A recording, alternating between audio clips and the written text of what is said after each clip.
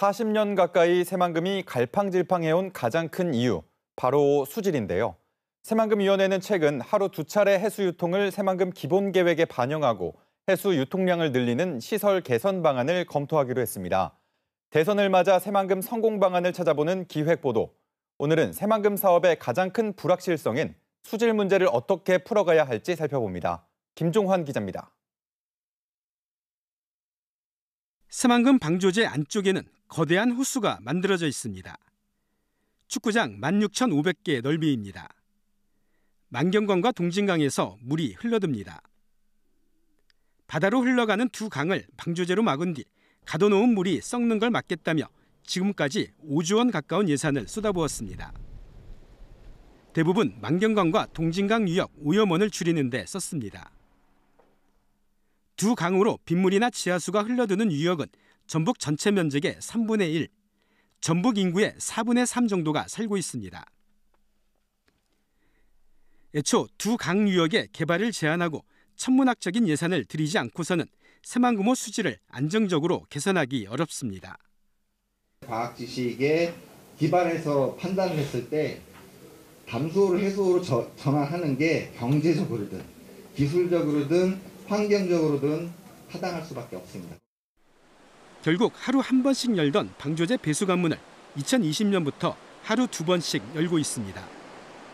하지만 하루 2차례 배수관문을 여는 것만으로는 해수 유통량이 충분하지 않아 수질이 나빠지는 걸 막기 어렵습니다.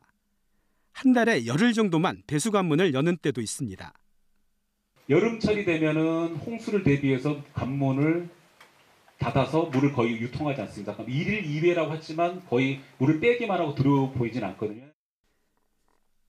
바닷물과 민물이 섞이지 못하고 층을 이루면 생물들이 집단 폐사하면서 바닥으로 가라앉아 썩는데 드나드는 바닷물 양이 적은 탓에 호수 아래쪽 물은 순환하지 못하고 계속 정체돼 있습니다. 새만금호 수심 4m 아래는 산소가 거의 없어 생물이 살지 못하는 죽음의 지역이 된 겁니다.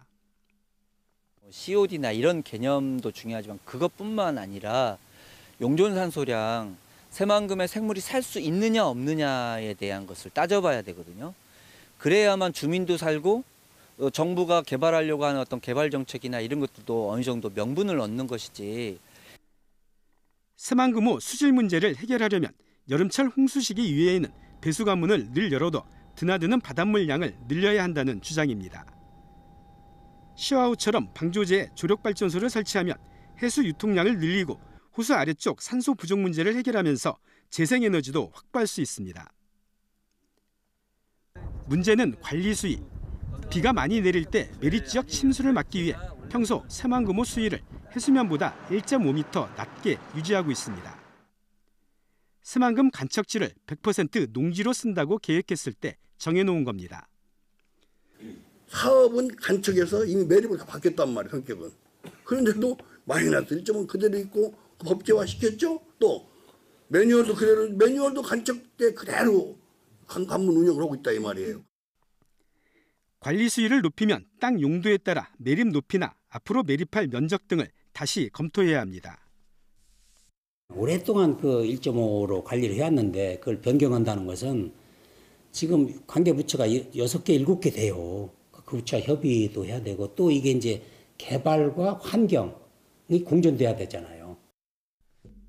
분명한 사실은 수질 문제를 해결하지 못하면 새만금 수변도시도 해양 생태관광도 산업단지 확대도 모두 모래 위에 쌓아 올린 성이 될 수밖에 없다는 겁니다. KBS 뉴스 김종환입니다.